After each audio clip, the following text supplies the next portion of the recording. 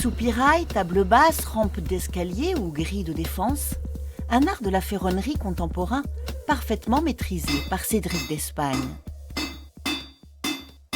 Un artisan au parcours atypique, venu à la ferronnerie d'art sur le tard. Enseignant en informatique pendant une vingtaine d'années, en 2016, il décide de changer radicalement de profession. Pendant plusieurs mois, il part se former au Havre, puis crée sa micro-entreprise à Poulainville, où il vit. Pour lui, nul regret d'avoir choisi ce métier pourtant très physique. Vous êtes déjà blessé ? Oui. Des brûlures, bien évidemment, des éclats dans les yeux, ce genre de choses. Ça restera toujours physique, mais je pense qu'on se préserve quand même plus que les forgerons ou les ferronniers d'avant, en tout cas.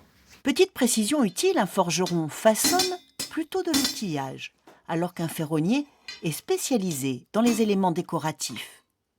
Illustration avec cette grille monumentale du château de Naour dans la Somme et que Cédric doit redresser après qu'elle ait été heurtée par un poids lourd.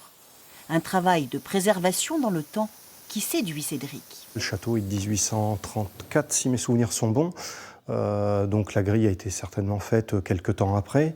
Mais ça veut dire que ça sera encore là pour autant de temps, voire largement plus. Contrairement à ce qu'on fait aujourd'hui, qui est souvent jetable, etc., là, on travaille sur des choses pérennes, en fait.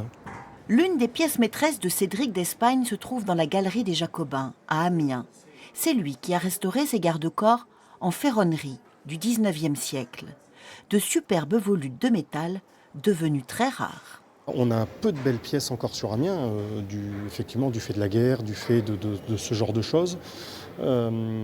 Donc ça fait, à mon sens, la Galerie des Jacobins dans son ensemble fait partie des belles pièces d'Amiens. Toujours accompagné par sa fidèle Niévé, son berger suisse, Cédric a des commandes jusqu'au printemps. Un homme heureux de sa nouvelle vie, même s'il ne peut pas encore se verser de vrais salaires.